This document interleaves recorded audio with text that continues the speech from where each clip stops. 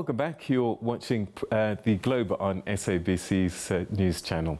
Now, as COVID-19 restrictions have begun to ease, travel and tourism have been one of the great beneficiaries. This after months of lockdown saw the sector crippled by grounded planes, closed borders and limited travel. The sector has started to pick up, though, which is good news for countries that rely on visitor numbers. South Africa and Eswatini's tourism ministers met this week and talked a little bit about tourism issues in their countries. South Africa's Minister Lindiwe Sisulu has received a courtesy call from her Eswatini counterpart, Moses Vilakati. Also there was the chairman of the African Tourism Board, Cuthbert, Ncube, who joins us now via Zoom. Thanks very much indeed for joining us and welcome to the program. Thank you so much. I really appreciate, Peter. All right. Before we talk about South Africa and Eswatini, has tourism picked up generally across the continent? We're seeing most countries now with less onerous travel restrictions. A couple of countries, Botswana, with quite strict entry requirements, though. Yes, look, we have noted a progressive recovery, especially within the member states. And we're quite very excited as the African Tourism Board. We have actually been on a marathon of going through all member states to see how best we can then assist in formalizing and creating mechanisms that will be conducive, especially for our domestic populace. All right. So are the authorities talking to each other and saying we need to help each other to make it easier for visitors to move from one border to the next? Yes, we have, like I indicated that a few weeks ago, we had the Minister of from the East Africa bloc, Minister Balala, where we have had quite a number of engagements to say, how do we really coordinate and synchronize our approach within the recovery processes of our tourism sector? All right. So, Tourism Minister in Eswatini, Minister Vilakati, met with South Africa's Minister Lindiwe Sisulu. What in general did they talk about? Peter, may I hasten to say that the best comes from small packages. When you look at Eswatini with a population of 1.16 million people, and it is actually a home to some of the Africa's best wildlife, priding itself with their ancient traditions. I think you would allude with me.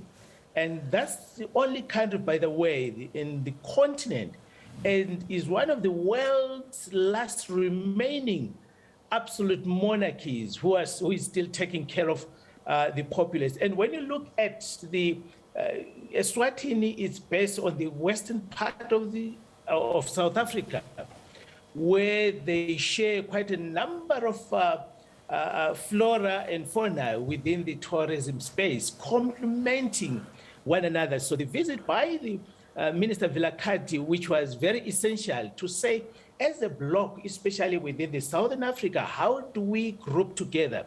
As much as that has already been happening in the Eastern African bloc, where they are coming together as ministers of tourism.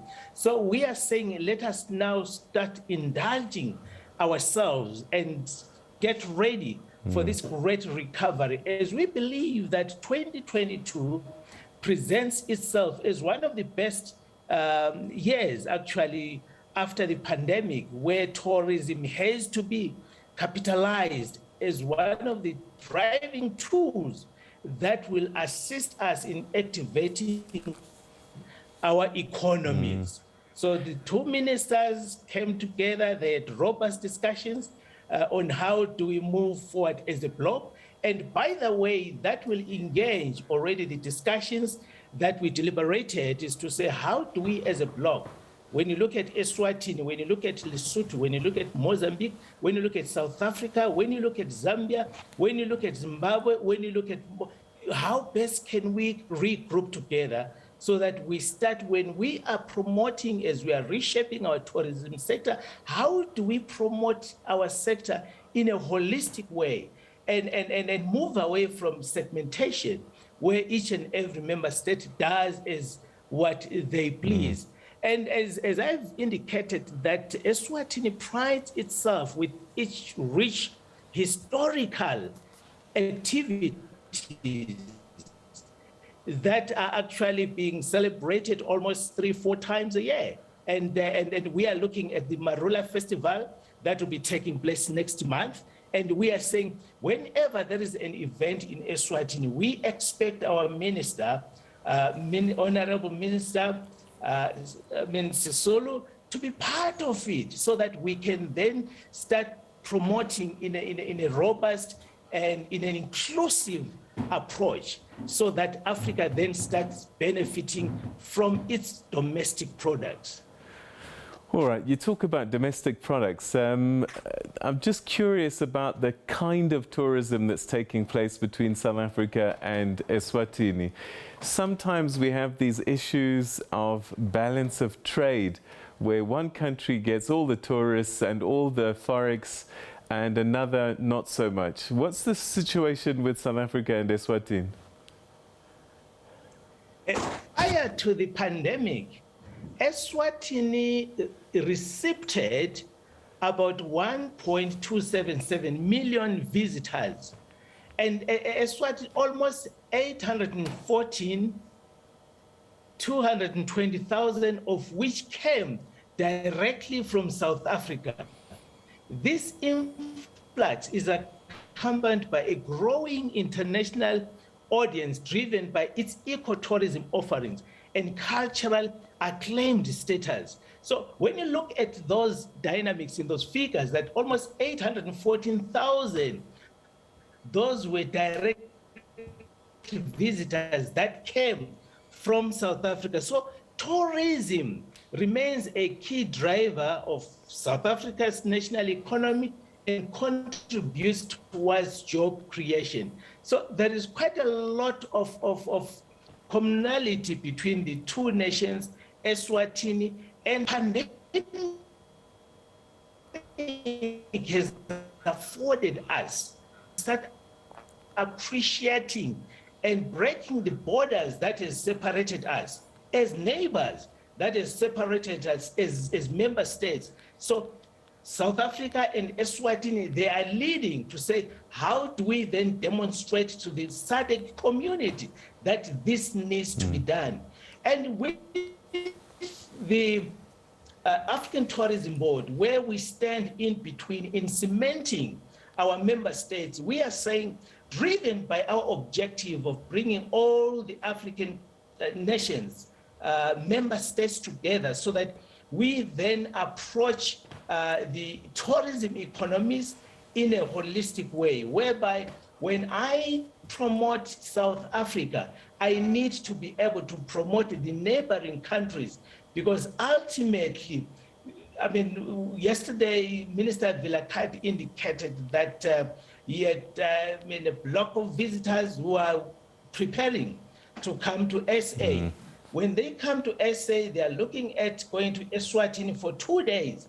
After 2 days, they will be going to Durban. Remember, it's within reach. And this is what we're looking for. And we are so excited with the robust discussions and the agreements, bilateral agreements between our two ministers, who are playing a very pivotal role, bearing in mind that South Africa stands as a hub, economic hub of the continent, both in terms of economy and also in terms of tourism. And also, it becomes a hub of connectivity to the rest of the continent. So South Africa plays a very pivotal role in shaping and rebranding and remarketing our African destinations. All right, but there have been some disruptions in Eswatini, some of them political.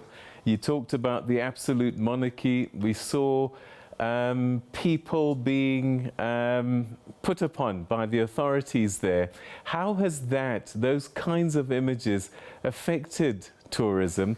And people want to feel safe when they travel, but when they see citizens being arrested, being killed, being jailed, and there's complaints about even torture, it's not a great picture for someone thinking about Eswatini as a tourism destination. Look, Peter, I wouldn't say that was an isolated incident. Each and every member state, each and every country has its own challenges. And those were challenges. And by the way, those were, I would say isolated incidences, because ultimately there is calm in Eswatini. I've been there a few weeks ago, and it's one of the best places to be. And it's one of the safest places where peace has actually prevailed.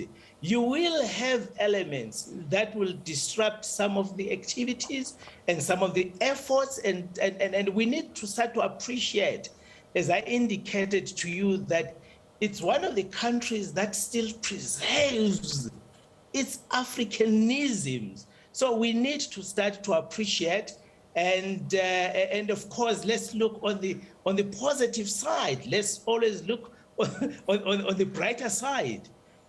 All right, yeah, we can do that, but there are people saying that things are not getting better, and I just wonder how you attract people and visitors when this backstory keeps coming up. Yeah, may I hasten to say that the good news is that for the first time in the history of the continent, or perhaps in the history of the world, where a member state commissions an organization that drives the agendas, the objectives of this continent. African Tourism Board has been commissioned to have its head office, its secretariat office in Eswatini. And our presence there, we have noted, yes, as I indicated to you, that those were incidences that were there, but ultimately they were controlled.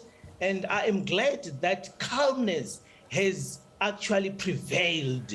So let's look on the positive side, Peter. And we have noted as well, most of the international guests, they are starting to flock in that beautiful country in Eswatini. And also not only in Eswatini, we're looking at the continent at large. We are experiencing a good influx. Hence, the emphasis is to say, Africans, it is high time to stand up and start enjoying some of these benefits that are being enjoyed by our compatriots who are coming from Asia, who are coming from Europe, who are coming from the United States. Yes, we are accepting visitors who are coming from Europe, who are going to Eswatini. That is an indicative that there is calmness, there is peace for now. You will always have elements. I must hasten to say so. For example, we have challenges in South Africa, crimes, women abuses and so forth, but that does not hinder and that does not prevail visitors to come to this lovely country. So let's promote our tourism, and let's emphasize as well to say how best then can we leverage and live together, because we need to demonstrate to the global community that as Africans, we are able to live together in harmony and in peace. Yes, differences will always be there, but we need to find mechanisms on how do we then group together, compromise, and be able to live in peace. So I still say Eswatini is the best place to be. If you want to indulge yourself in what God has created, the lovely mountains, and much, much more, especially the cultural part of it, let's go to Eswatini. And we will be celebrating as African Tourism Board the inauguration and the launch of the Secretariat offices on the 25th of March 2022. So we're expecting an influx from our international communities, from our global communities, and from our national communities within the SADC region. Mr. Ncube, we're going to have to leave it there, but thanks very much indeed for giving us this update with this conversation that took place between the tourism ministers between South Africa and Eswatini. And as you say, the people of Eswatini still very rich and receiving of visitors. And let's hope that the other issues can be dealt with so that no one feels unsafe or uncertain to travel to that part of the world. Thanks for your time. Thanks for joining us. Thank you so much, Peter, and have a